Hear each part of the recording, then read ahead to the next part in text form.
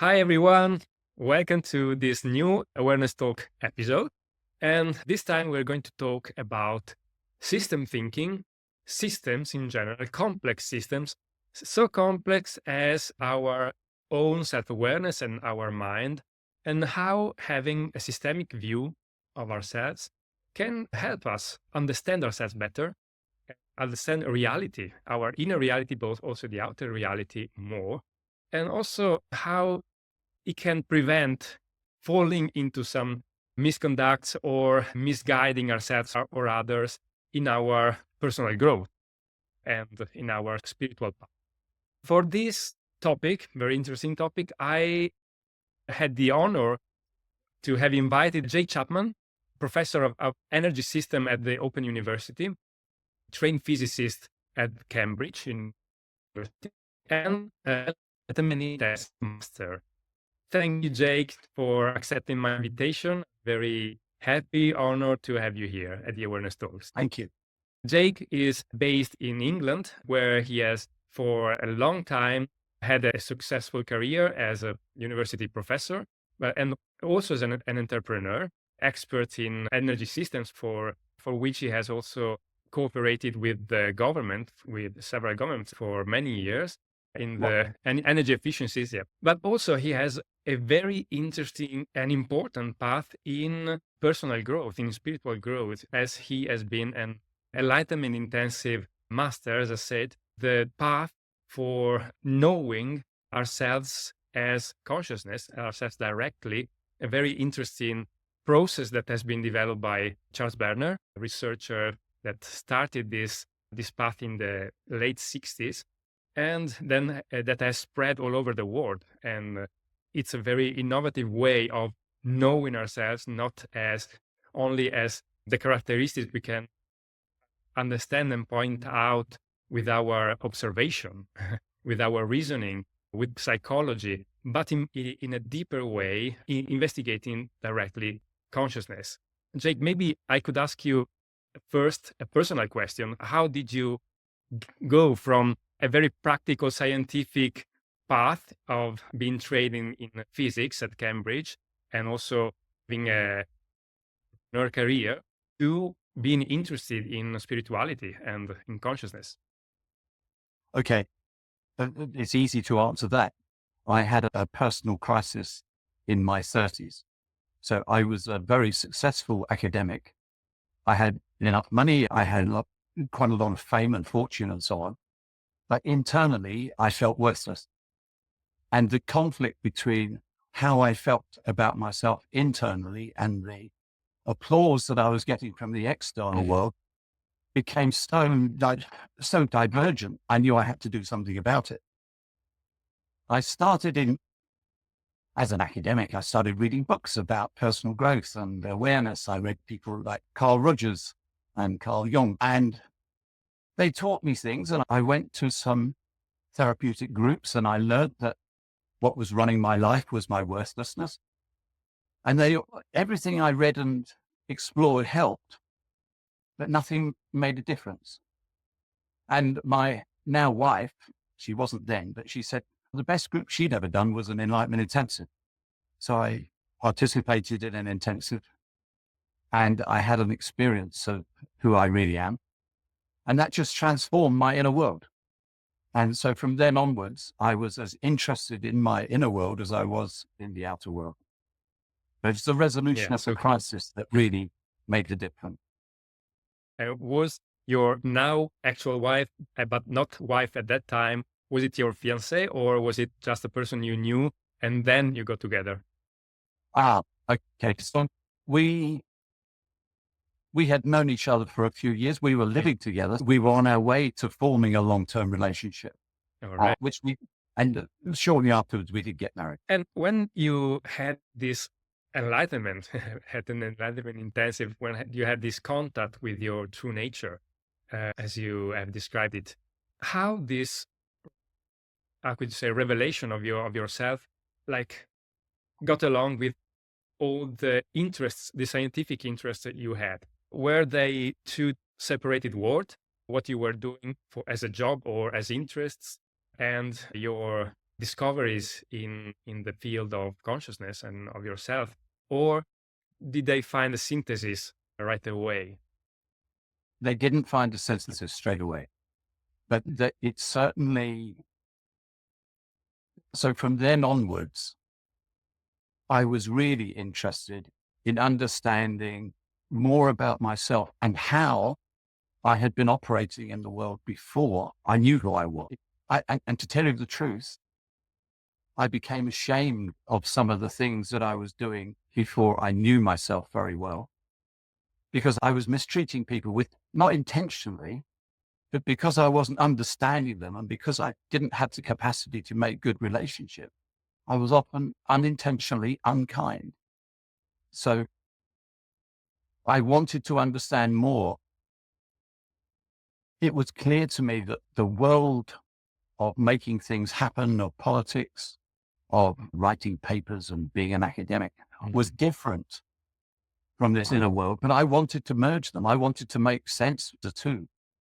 And coincidentally, and it was a coincidence, I shifted at the Open University, I shifted from working in the physics department to working in the systems department. And when various people in the systems department saw what I was doing in terms of energy research and publications, they said, look, what you're doing is actually systemic. And if you came and worked with us, we would be able to help you clarify that aspect of your work more, which indeed did happen.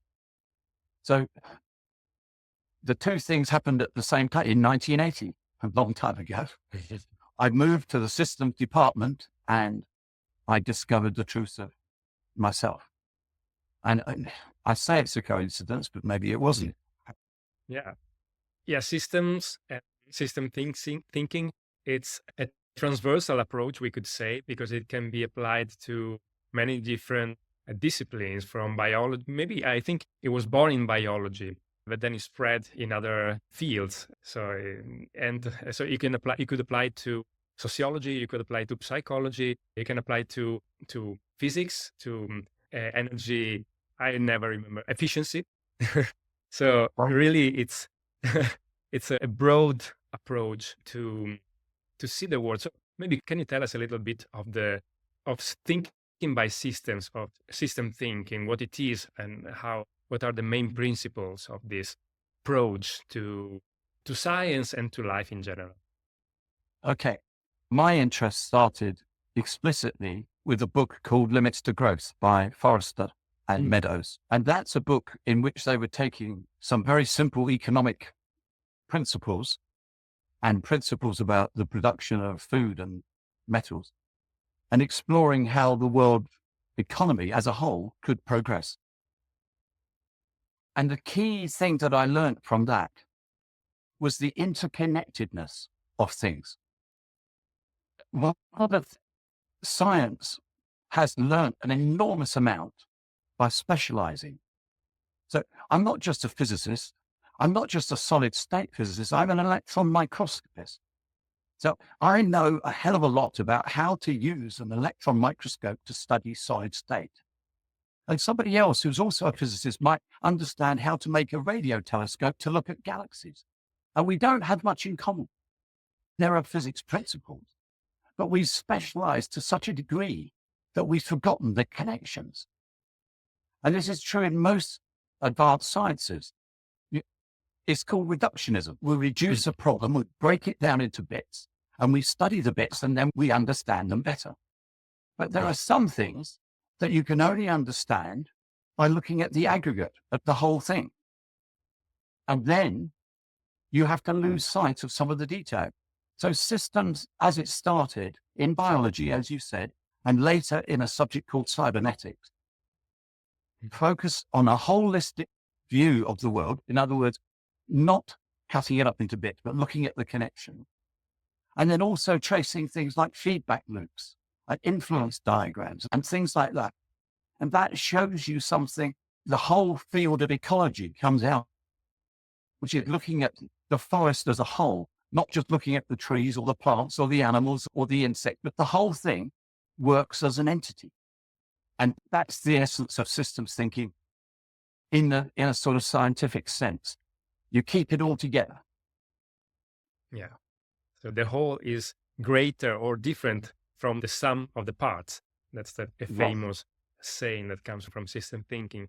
Yeah, and it has revolutionized how we can analyze and approach reality, actually.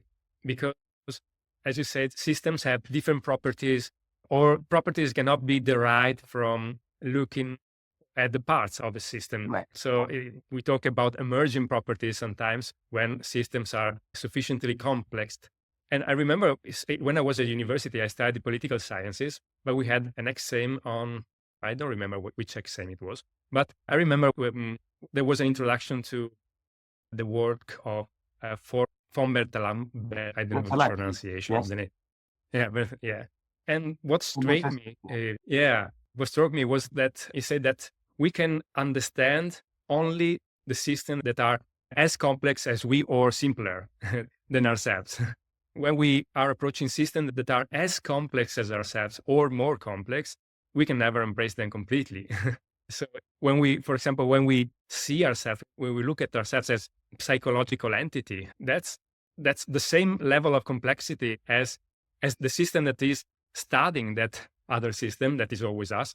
Or when we look at society, that's maybe even more complex than the single individual. I mean by individual, the psychological unity that we perceive as ourselves. We can only grasp some elements, but we can never be objective in studying that. Because when we, for a start, when we approach these complex systems, they change. When we approach ourselves and we look at ourselves, we change. So the relationship we have with ourselves, when we look at ourselves and when we study ourselves, changing the results. And the same could be seen as for when we study groups.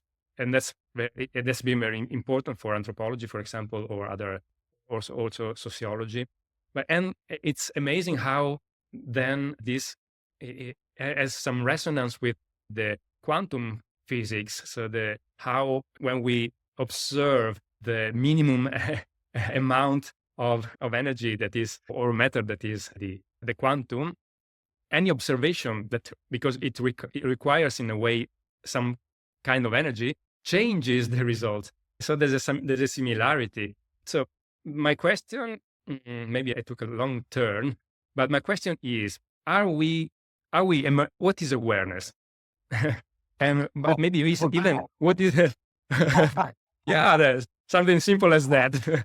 But what could be seen as awareness from a system perspective, or maybe even the mind? Okay. Let me go on a little tangent, but I think you'll see the relevance. The idea of looking at a system as a whole and looking at the connections and feedback loops and all that sort of thing works very well if you're trying to understand how a computer works or how a car works. But when it comes to something that involves people, it doesn't work anywhere near as well. If you want to understand how a government department works, you can look at all the interactions and you can look at all the feedback loops. But what actually happens is that each of the individuals working in that department sees the department they're in differently. So their perception of the world matters. So how these people see the world, they have different perspectives on what it means to be poor, or it means different perspectives on what it means to have an economy that works effectively. And those differences in perspectives are critical because they become the stuff of politics. They become the arguments. Let me just illustrate it. I worked on a project to tackle youth misbehavior in Manchester. This is quite a few years ago. And I just interviewed people who were involved in helping youth in Manchester. And there was one group who said, look, the problem is these young people are just taking the piss. We should just lock them up and throw the key away. Then they'd listen. And there was another group of people who said, no, it's not nothing to do with that. We've closed down all their facilities and it's got nowhere to go in the evening. What do we expect them to do? They're just going to get up to mischief. And then another group of people said, no, it's not that. It's their parents' fault. The only reason why these children are misbehaving is because their parents haven't brought them up properly. And I talked to another group and I said, no, it's got nothing to do with any of that. This only happens in areas of Manchester that are poor. And it doesn't happen in the well-off areas. It's all to do with poverty. So you start to see that these people, they all have such a different view of the system that they're arguing about that they can't agree on the solution. They can't agree on the first step towards the solution. So when it comes to what are called human activity systems, individuals' perceptions become the dominant thing that you have to understand. So I can't explain how somebody arrives at a particular perception. But what I do know is that if you want to understand the system they're working in, you have to take into account the fact that everybody sees things differently. And once you see that, okay, so everybody's seeing things differently from me. So my understanding of the world is just that. It's my understanding. And Julio's understanding is different. And Charles Berner's understanding is different. And my wife's understanding is different. And now we've got all these different awarenesses. It's not a question of one being better or more right or more wrong. They're just different. And it makes, when I was a physicist, I had the opposite set of beliefs. I thought physics knows what's right. We know about quantum physics. We know about galaxies. We know about electrons. We know about this. And this is the way things are. I don't think that's true anymore. Yes, of course, there are some objective facts about galaxies and electrons, but actually, the most important things we don't know about. And somehow, that awareness has helped me be a little bit more humble, a lot more humble, not a little bit more humble, a lot more. And it means that I'm now paying attention not only to my own awareness, but other people's. I'm interested in, how did you come to that conclusion? What makes you think this? And immediately I'm learning. And if I'm learning, it means that my awareness is being expanded a little bit. So it's a very roundabout answer to your question. And I can't say what is consciousness or what is awareness, but you can see that the importance of each person's individual awareness being different. Yeah. Thank you.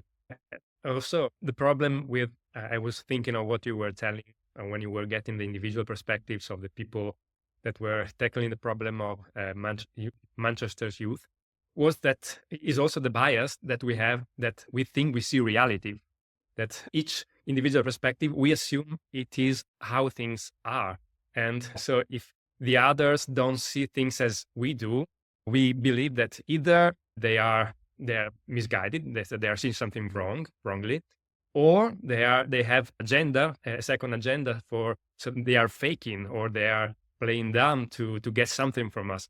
That's very common. I just had this morning a company training and we were training communication, and there was always this bias in the way. People were saying, but it's impossible that the other don't see things as we do, because that's reality, that's objective. How do you get people to get off that bias? Okay. In that particular project, I got the leaders of each of those groups of advocates, the different groups. I got them all in the same room. I asked them all to draw a picture of how they saw the problem. And they all drew their picture, and then they took it. There were 20 people in the room, maybe 15. And then we went around the room, and each person showed their picture and explained it and explained their position. And other people could ask for clarity. They couldn't argue about it. They just, oh, you've got this in the picture. What was that mean? Why was that there? Oh, thank you. So the key things was everybody had their point of view understood. They had the chance to say it. Everybody could see the differences. And it was like, there was, I tell you, towards the end of this going around the group, one woman, she had been drawing a picture quite intensely. And when she held up her picture, it was a picture of a big red heart, beautiful big red, with a black line going across the middle of it. And she said, the problems with youth is broken hearts. And everybody in the room felt the emotion of what she was talking about. Broken families, the lack of love that the children were feeling. And so just this level of communication without arguing, without trying to come to a conclusion, everybody felt hurt. Now we could start to talk in a more reasonable way. And they didn't solve the problem, but they found areas that they could agree on. They agreed that they could do this. They agreed that they could open more youth clubs. They agreed 3 or 4 things, which didn't make the problem go away, but they made it better. And if they came back next year, they could then maybe go around again and find another 2 or 3 things. So rather than arguing about a solution, they were looking for ways to make the world a slightly better place. And this was a way of accommodating the very different points of view.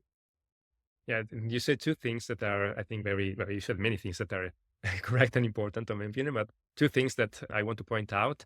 The first is understanding, how understanding enlarges the view, really the space inside people and among people. And this was the one of the biggest conclusions of Charles Berner when he created the Enlightenment Intensive and the diet process. And I forgot the second, actually. So let's go with the first. Yeah. So this was also the really the concept that Charles Berner wrote for the intensive, that has the goal of really getting to know who we are. So also to separate from the things that we are not, but we are identified. So how do you see that? How can I say? Can you tell us a little bit about how this process works in the Enlightenment Intensive? Okay. So at the beginning of an intensive, if I'm working on myself, I have a whole lot of ideas about who I am. Some of which are very obvious. I'm a father, I'm a man, I like this, I don't like that. Others are more personal. There are things like, I'm really obsessed about sex, or I actually think I might have a problem with drinking too much alcohol, or stuff like that. And there's loads and loads of these ideas about me and who I am. And somebody gives me an instruction, tell me who you are. And I say something. I say one of these ideas, I'm a man, I'm a father. And when that has been received, when it's been understood by somebody else, I can let it go. I can think, okay, what else am I? Oh, yes. Oh, I'm a teacher. And when that's received, I can let that go. And then what else am I? And so basically, I work through this long list of things that I think I might be. And by having these received by somebody else, I can put them to one side. I don't have to keep on about it. If they disagreed with me, if they said, no, you're not really a man, then we'd be in an argument and I wouldn't have let it go. But as long as they receive what I say, without commenting on it, without judging it, then I'm able to let it go. And this can carry on. And each time I think about, well, I'm going a little bit deeper. And over a period of a day or 2 days, it's quite surprising what I get down to. Some of the things I got down to were about the details of how I related to women, or the details of things that happened in my childhood, or quite personal things, but nevertheless part of who I thought or feared I am. And then, of course, at some point, if the process works, I look inside and discover the truth of who I am. And when I say that, the person receives it. They usually light up. They don't just sit there listening. They go, oh, wow. So the communication and being received and being understood is absolutely critical part of the intensive process. Yeah. I remember the second thing that was instrumental, or it is instrumental both for the process in the Enlightenment Intensive And I think also in what you said, that how you unlocked the Manchester situation, that is a certain degree of accepting to keep the questions open, to accepting uncertainty. And that also is a process in the intensive, to stop trying to answer all the questions, stop trying to find a reason to everything of ourselves, of the other, that is a way of controlling everything, and accepting this mystery or this unanswered question, but just being in contact with these questions, with the main question, who I am, that I have contact who I am many times, but I couldn't say what it is. In a way, it's always an open question. We can contact it, but I couldn't really think or pretend to describe it or enclose it in a concept. I don't know if you have this vision of who you are. Yeah, profoundly know who I am. I can contact it, but then when I try to put it into words, in a way, it's always a simplification. It's a kind of photograph of something that is alive. Yes. So it's always limited. Yes. Agreed. Yeah. And there's also the element that you mentioned in ecology and in system in general of interconnectedness. So we are complex systems, but ourselves in our human society, but also I think in relationship with all the other living beings and the planet and the universe, it's an interconnected system of other systems, an Yes. interconnectedness of systems in a way, Yeah. some concentric, some on the same level. And this brings me, for example, to an interesting definition I found of the mind in the vision of a researcher called Daniel Siegel. He's quite well known. He's a psychiatrist, but he's also a system thinker, that says that the mind is within us, but also between us. We cannot see the mind in this case, but he has maybe a larger vision of the mind, not only as a cognitive process, but it's not only inside us. So who we are also, even in the mental processes, is not only enclosed in us, but it's also in the relationships. It's also in this interconnectedness with the world. So we cannot understand ourselves outside of this interconnectedness. How do you feel about this vision, not only of consciousness, of self-awareness, but I think also of the mind, also the mental process, of the things we can think or believe, or also perception. Yeah, there is a kind of enclosure. We are a kind of separated unity, but this is not really separated. What do you think about that? Phew. You do ask big questions. These are not little things to talk about. Okay. I didn't disagree with anything that you said about the mind and consciousness. I read a lot about it. I think a lot about it, and I've had some very profound experiences. And it's still a mystery to me. It is. I'm quite confident now that the thoughts that I have and the awareness that I have isn't just located in my head. It's not my brain is clearly an important part of that. But there's something much larger that I get involved with. I mean, in my life, I've had many profound insights about how to solve problems. They've never come from me thinking about it. It's always felt like I was given the insight. It came from somewhere else. And when I read other people who have had similar, it's quite common, that sense that it comes from somewhere else. And where that somewhere else is, it just means it's not my personal thing. So I have a personal body, and yes, the one who's talking to you now, but it's clearly connected to something more.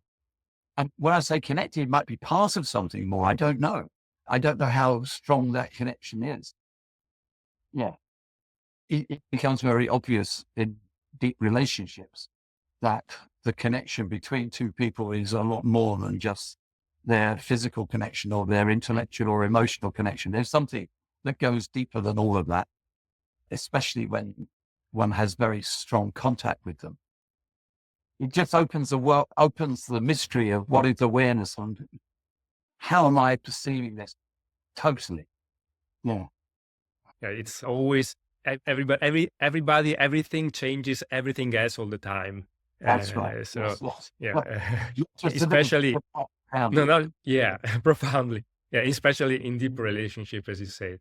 And if we allow ourselves to open up and accept this and not fight this mixing, I think we understand ourselves much more, much better. Of course, of course. It creates a larger space. Maybe probably this sense of loneliness of not being connected is mainly because we are fighting this mixing. Maybe we are fighting. We are afraid of that the other's opinion will change my mind. That I will be overwhelmed by the other people's opinion. Maybe if they are smarter than me, or that these different people, for example, if we think of migration, will change our ways, or will make me lose my identity. So it's a defensive process that produces loneliness. Yep. So what do you think about that? No, totally agree. Yeah. Part of what I was saying about the crisis that I had when I was in my 30s, up until I started to discover who I really was, until I started to have real relationships, I was incredibly lonely. I knew I was lonely and I didn't know what to do about it. And when I started to wake up and started to notice my own feelings and awareness, and I noticed other people have got feelings and awareness. Oh, yes.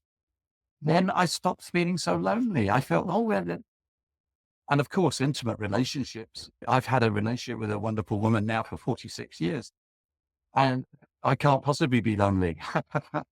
We're each other's best companions, and we have been in every sense of the word. And that, for me, that's gorgeous. That's wonderful. And I have the same thing with my children, obviously. Yeah. Yeah. But you're right. When we're defending against who we think we are, as opposed to who we actually are, then we're holding the world out. We're holding other people out, and we're just lonely. Yeah. And that was me for the first 32 years of my life. Yeah. Can we talk about an excess of homeostasis in that case? About in system terms. So there needs to be a balance in a way. Probably it's a part of this process of this defending ourselves. It's natural. So what is the natural, the safe part of defending ourselves, of keeping us separated from the rest? So keeping an individuality in a way, and accepting this reality of interconnectedness and of mixing. So it's a kind of paradox in a way, as I see it. Yeah. What is a guideline to have this balance, not losing too much of ourselves, but also not fighting the interconnectedness? So sometimes when I meet somebody new, I get a sense that they're different, and finding out about the difference would be exciting. At other times, I meet a new person and there's something about them that I step back from. There's something about their energy or that's hostile in some way. And I'm never quite, and of course, for most people, it's never very clearly hostile or never very clearly exciting. They're somewhere in between. But when I feel somebody's being hostile or destructive, I keep my boundaries. I'm quite clear about wanting to be separate. When I find somebody interesting and exciting, I'm more open. So and I have no idea how those judgments arrive. They're often made like that very quickly. But I tend to trust them now more than I used to. I think it's because I'm a bit more aware of what's going on inside me, that I can notice either my reaction is to step back or to step forward. And I trust it a bit more. I understand completely. And for me also, the turning point has been to touch the nature of my self-awareness. So to learn that who I am cannot be altered, cannot be, you can't even talk about change for the nature of ourselves, because it doesn't change in a way. But so it's not many people that have this experience of contacting who they are as awareness, not inside a process of reasoning and of perceiving and of thinking, of being identified with what our senses and what our mental processes can give us, but directly, as it's possible to experience in an intensive. But there are a certain amount of people who now have this experience. Of course, it can be a glimpse, or it could be a longer contact with this unified nature, or interconnected or not separated nature of who we are. But that also doesn't prevent us from making mistakes. And you have talked a lot about this. And there's also, in a way, we both have experience of how this can be sometimes can be interpreted or taken in into the personality in the wrong way.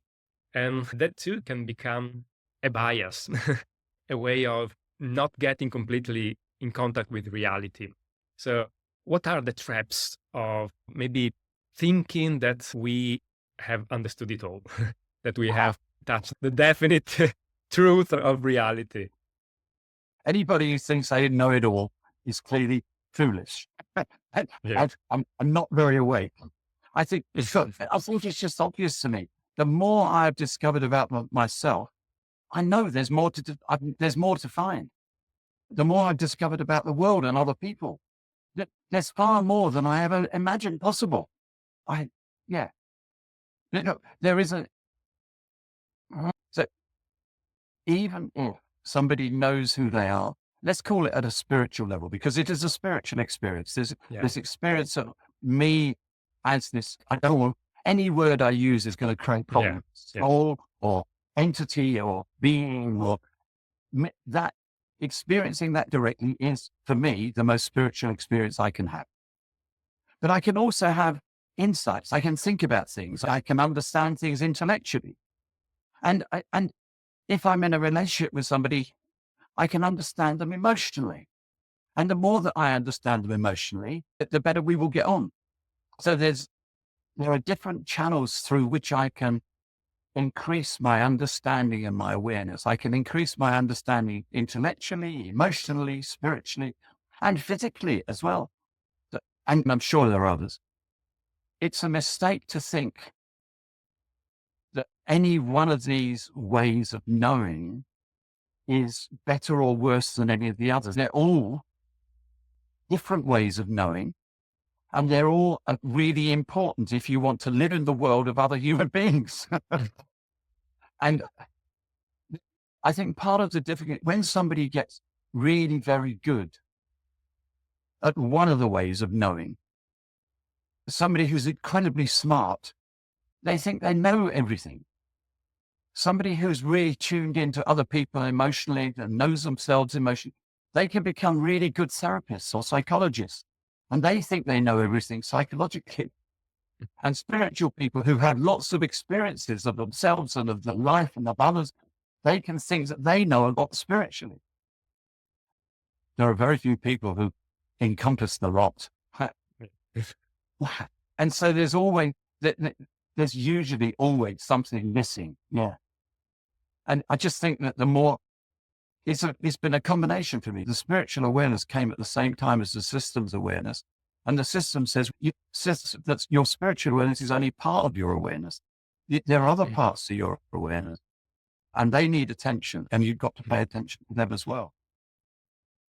Yeah. Also, I'm recently deepening the knowledge of cognitive biases, and some of the most prominent researchers in this field, they came to the conclusion that it is impossible for an individual to overcome biases as an individual, because they operate outside of the consciousness domain, and also because we really don't want to see our bias.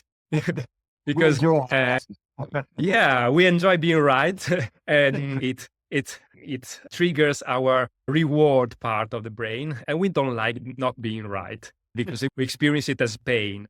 So they came to the conclusion that the only way of really overcoming biases is to do it as a group, to do it as more individuals that in a way can put together their views and their assets and their resources. Yeah, this was very interesting, I think, and in line with what you were saying. Maybe some is very deep in the spiritual field, but not mature in the emotional field or in the intellectual field. And yeah, so someone else can uncover their biases. Yes. And even having a group doesn't protect you entirely. Yeah. Because there are very well-known cases of groups of people who formed a collective view and now think they're right as the group. And because they've got 20 other people thinking the same way, they're even more certain that they're right. Yeah, you're right. You're right. It's called, yeah. So there's a specific, yeah. Go ahead. No, it's been studied by psychologists and sociologists, and it is quite prone. People who set out with a particular project, they can think, oh yeah, this is the answer. And they then become immune to criticism or other ideas, and they're in a thing called groupthink, and it's very hard to stop them. Yeah. The worst type of groupthink is a cult. Nah. Everybody's got this leader who's telling them how the world works and what they have to do, and bingo. Everybody's thinking the same. So of course we're all right. Oh yes, we all think we're wonderful. Yeah. And this brings me directly to another question I wrote, another topic I wanted to treat. That is that if we want to undertake a spiritual path, in a way, we have to open up and lower the defenses. And usually we do it in a group of people that grow together. And sometimes we follow some instructions from someone who's been in that path before. You also became an Enlightenment Intensive master. There have been people who decided to trust you and open up to you, to leave their certainties in a way, and their identification, and follow your instructions through a path of uncertainty, of mystery. But as we said, that could be also quite dangerous, not with you, but when we open up, we don't know, actually. We stop in a way seeing the other critically. So how do we keep the openness that can forward us in the spiritual path, but also the critical thinking that prevents falling into these cult experiences or into this group thing where the group thought is being reinforced over and over? I've thought a lot about this because it's really important what you're saying. It's a very important set of questions. I don't know how or why, but from a very early age, I always wanted to find out for myself. So I would listen to what other people had to tell me and teach me. I would particularly pay attention to processes, sequences of instructions that would show me something. So I learned how to solve mathematical equations not by somebody saying this is the solution, but this is how you find the solution. And what impressed me most about the Enlightenment Intensive was that I was given a process. I wasn't told what the answer was. I wasn't told whether there was a right answer or a wrong. I was just given a process. And I followed the process, and bingo, it worked for me. And I know that process doesn't work for everybody. I've seen some people who try it many times and it doesn't work for them, but it works for a lot of people. I think that, so I've resisted people who said, you should now do this, or you should lead your life like. If they were to say, look, try this process and see whether it makes your life better or worse, then I'll do it. And I'll find out for myself whether I think my life is better or worse. Yes, especially when I was running long intensives, people, they put me on a pedestal. They wanted me to tell them things, and I just didn't want to.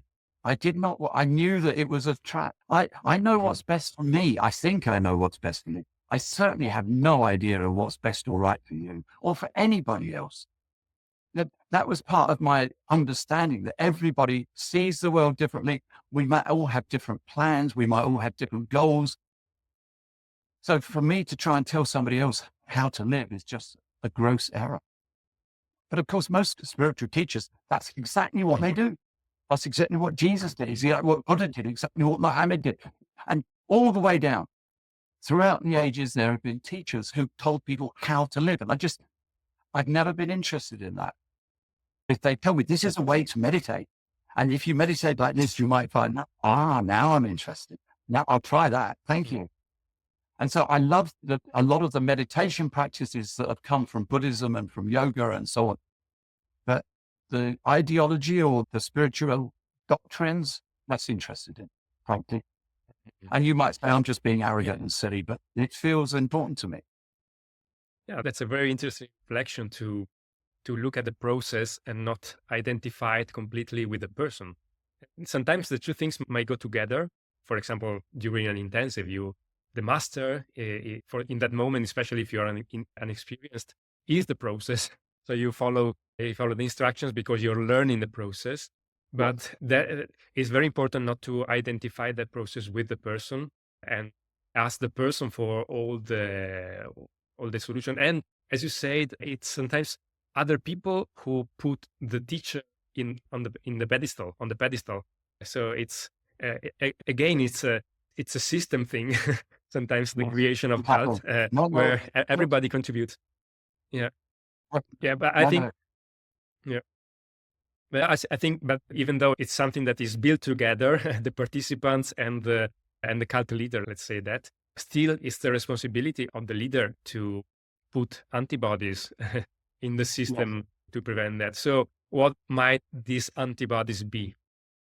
If you are in a position like that, you just have to be very clear. You don't know the answer. You don't know what's best for somebody else. I once spent a little while with a judge in Australia, and this judge he was adjudicating in family courts about where the children should go or what should happen to this disabled person. And I said to him, so what have you learned in your career? He said, I've learned one thing. He said, anytime somebody thinks they know best for somebody else, there's trouble. It's just the idea that one person knows best for somebody else is just nonsense. And this was a man who had been asked to make those judgments day in and day out. And I think he's absolutely right.